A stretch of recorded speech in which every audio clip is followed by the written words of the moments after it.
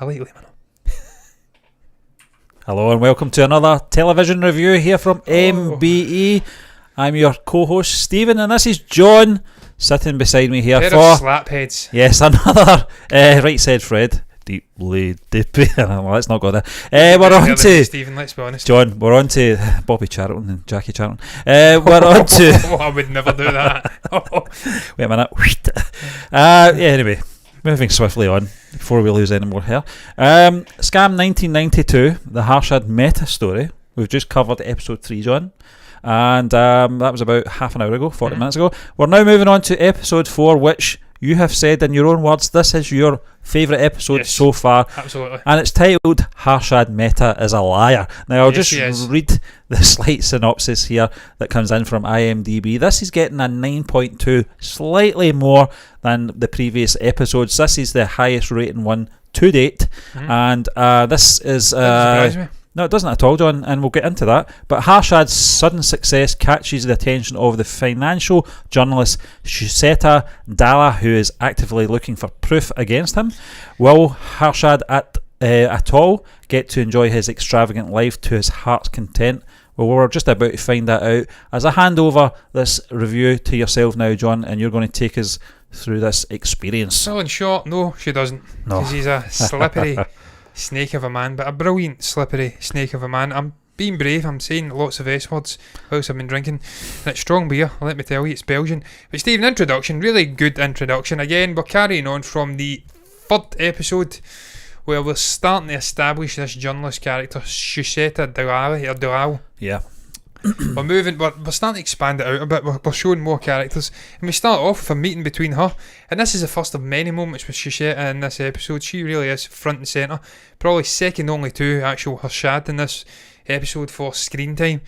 But she's basically talking to an inside informer. I think it is, or maybe just a friend. I don't know who it is, but they're revealing the extent of Mehta's involvement with the Indian regional banks and the extent of the corruption. Yeah. He's took clean credit of 500 crores from a bank, and he's not even trying to hide it in bank receipts, and I think it's SGIs or something, or SGUs, Social Guideline Index, SGI or something like that.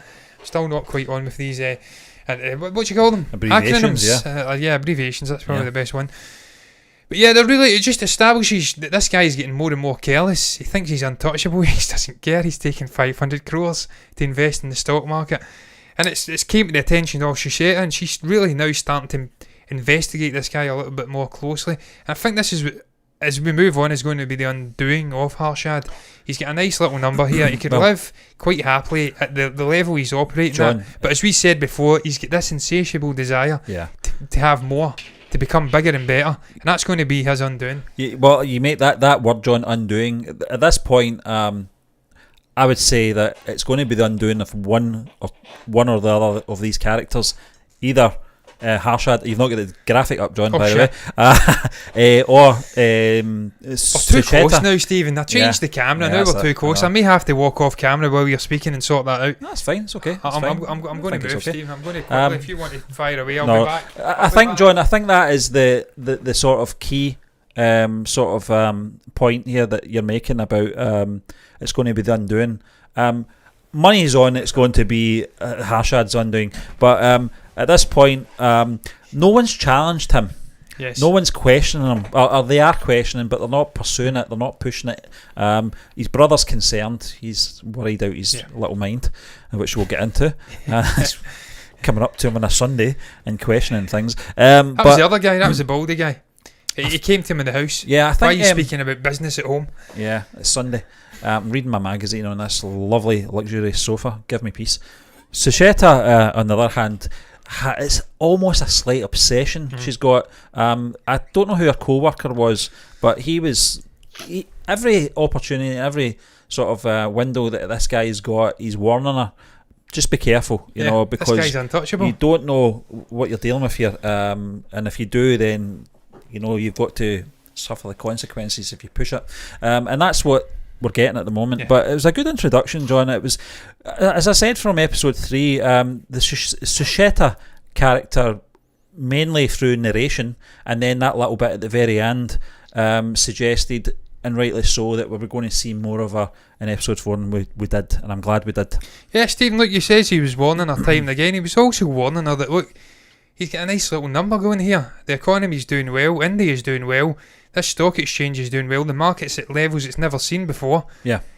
Everyone's getting a little bit of it. So why would you want to upset it? There's no need to. Everyone's winning here. But she doesn't like him. She admits that she doesn't like Harshad. Yeah. And he says, well, you're one of the only ones. And because she doesn't like him and she knows he's up to no good, through this 500 crores sort of credit that he gets, it kind of reveals the extent of what's going on here. That sends her down this path, this obsessive path of trying to get him. And that's really what the whole concept of this episode is, really. It's her nodding and prodding around in little nooks and crannies of this guy's business and dealings. Yeah. The taxman nodding and prodding around in his little nooks and crannies of his business, and him trying to sort of parry them away like a master fencing master. You know, these guys with the big sort of mask on and the prodding, and he has to parry it. And he's a master parrier, this guy. As we see, as we move through, he's always a step ahead. He's like Emperor Palpatine from Star Wars. Yeah. And Steve, we see that he continues his work in alternative channels, doing deals with companies. He's not doing it in the regular means of doing business. They want to invest in India, but they want to invest in it secretly. And this guy's just the person to go to if you want to invest secretly. Like you see, invest the money in the stock exchange. Makes himself richer, makes his clients richer. Something else established. You invest money with Harshad, you win and he wins. No one ever loses. Yeah. And also, we see that he's having this meeting with a company. He's trying to convince this guy, let me invest in you. It's your the son true that worth. Introduces, isn't it? Yeah. Through the father, yeah. Yeah, your true worth. And he says, what is your true worth? Yeah. And he says, I'm hoping to double. He's like, no, I'll give you 400, I think. That's one thing I'll say about Harshad. We don't really get to see a lot of his business meetings. It's not Marshall Lynch. But I think one thing I've noticed about him in that particular meeting is that he's very upfront. Mm-hmm. He doesn't lie. He does, and he also says what his intentions are. He actually says to that guy that I don't even want a seat on your board. You know, that's not what I'm here for. I'm not trying to take over your company. I'm trying to make your company better. And in doing that, obviously, when companies are doing better, they're making profit. Yeah. And all he is saying is, I will have some of that profit, but I'll be the one that makes that company successful. And I can imagine that's what most of his meetings are like anyway. Yeah. He's very straight down the line. He's not devious in the sense of doing things behind your back. Yeah.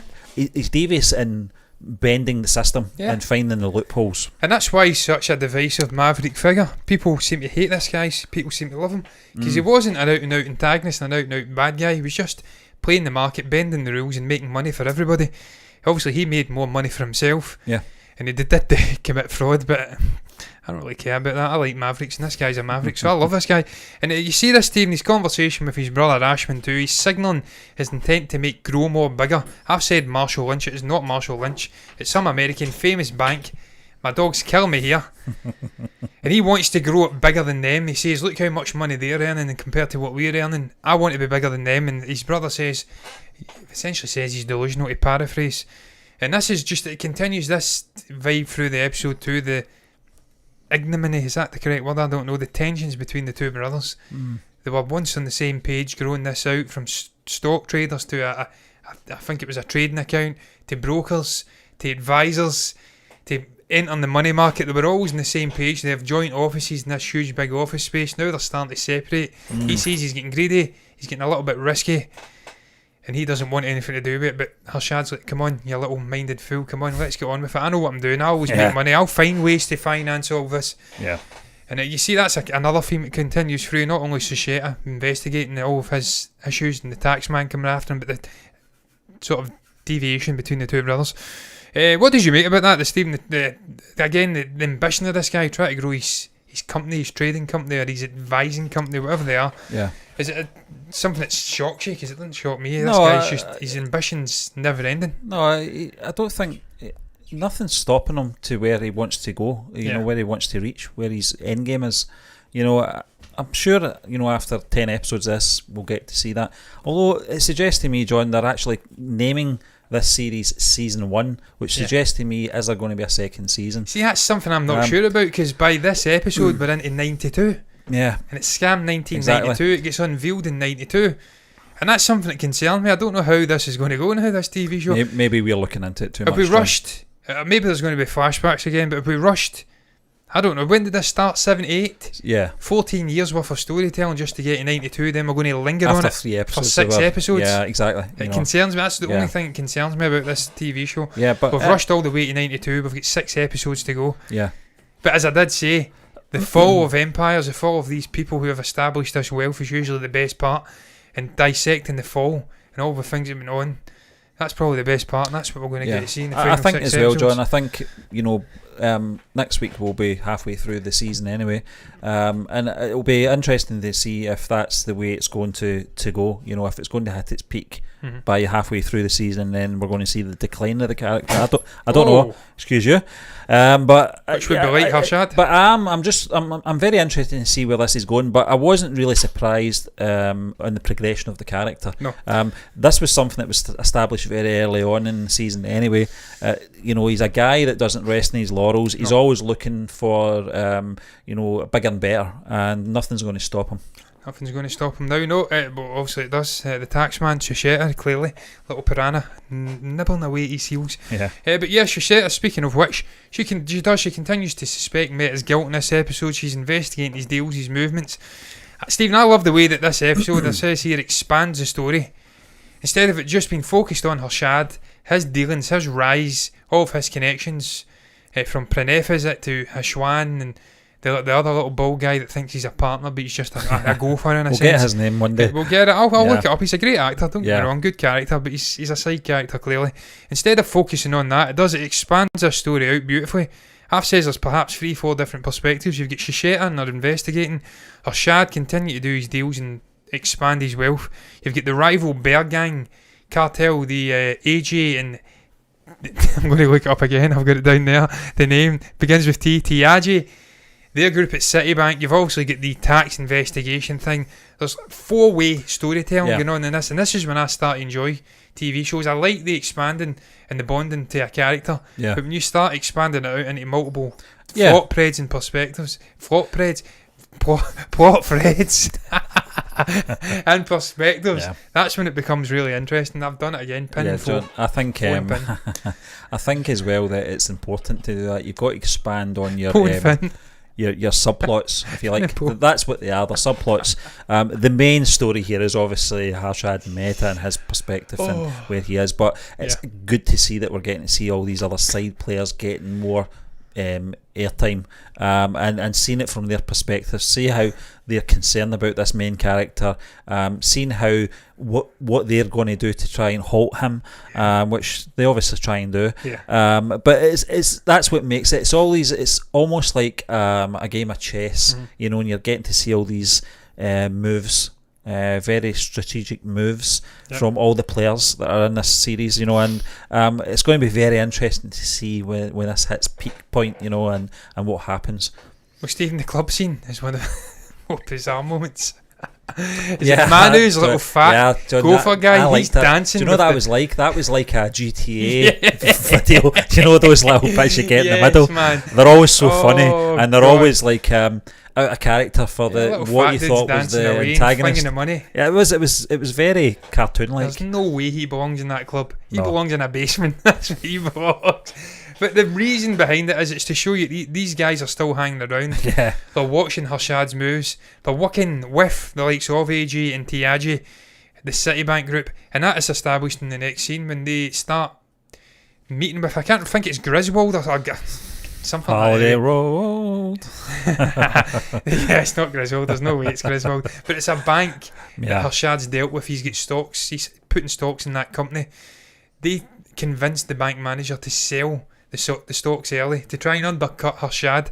And that's a great moment. Again, it's showing you multi-perspective. It's showing you these guys that don't like him, that want to bring him down. They're working studiously. Both work to bring this guy down. And that's a great moment because Harshad gets wind of it and he says a great line, and I'm going to read it out here. I think it's actually, I've moved a couple of points on, which doesn't really matter. I'm paraphrasing here. He says he was going to shove a stick so far up that their balls that they'd lose their compass or something like that. Again, maybe lost in translation, but this guy's got away with words. And I love that moment, and it shows you this guy's he's getting birds everywhere, little birds that are hearing stories, and that's so important moving forward to the end of this. But what did you make about the meddling, the scheming of the Citibank guys? Did you get that?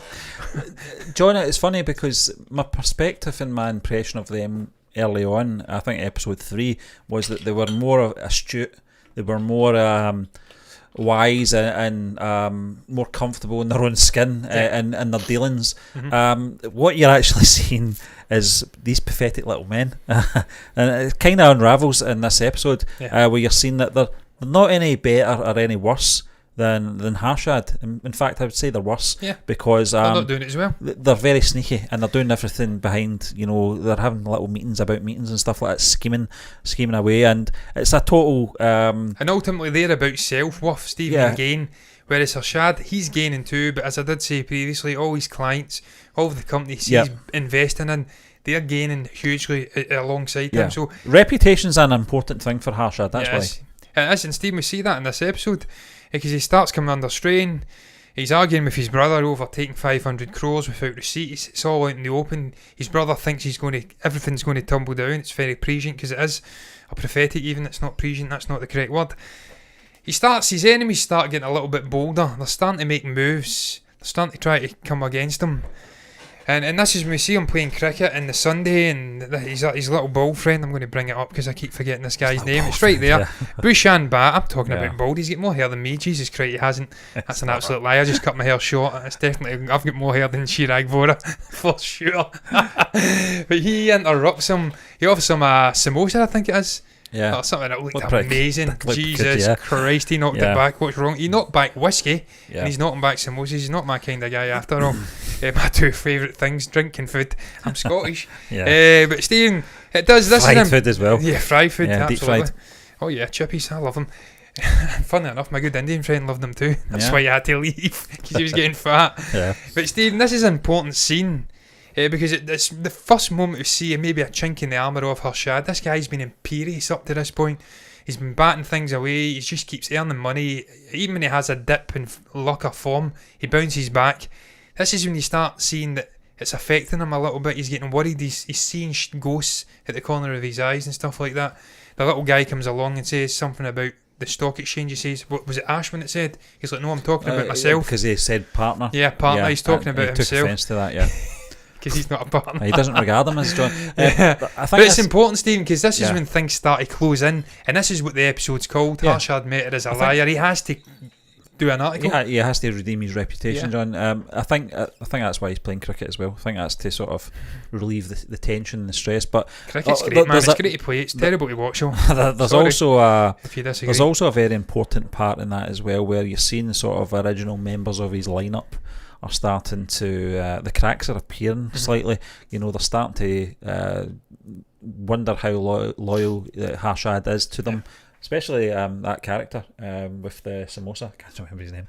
Samosa boy. Yeah, I think samosa guy. He did take offence because when he said samosa guy, when he did say he was referring to himself as partner, he obviously Harshad thought he was talking about the other chap, and you could see in his face, how do you see me? How do you perceive me? What is my position in this company? And that's basically what it is, which is quite a shame because it brings me samosas when I'm playing cricket. They were very level. Episode 1, they were very similar. And he showed them the ropes. Yeah, they were on. He introduced them to certain characters as well. But this shows the sort of difference, the decline in the acceleration of Harshad as well, and his sort of career goals, and that seems very important as well. It shows you there's a point where one's going in one direction and one's going in another. But you're right. I think that the title of this episode as well is a great title. But obviously we'll get into that, John. We'll get into the reason why he has to take this article out. He wants it in a form of a sort of a newspaper sort of headline article as well, that this advert's going to appear. So it looks like it's actually a report on him being a liar, but when you actually read the article, it's anything but. Yeah, it's a sort of promotional thing. Yeah, he wants it originally to be Harshad Mehta is clean, and they're like, that's too... The marketing girls, yeah, that's too obvious or something. It's too on the nose. Yeah. It says they'll just think you're a liar anyway, and he says you're right. So why don't we just say Harshad Mehta is a liar? I need to watch what I'm doing with this. Incidentally, it's going to end in tears.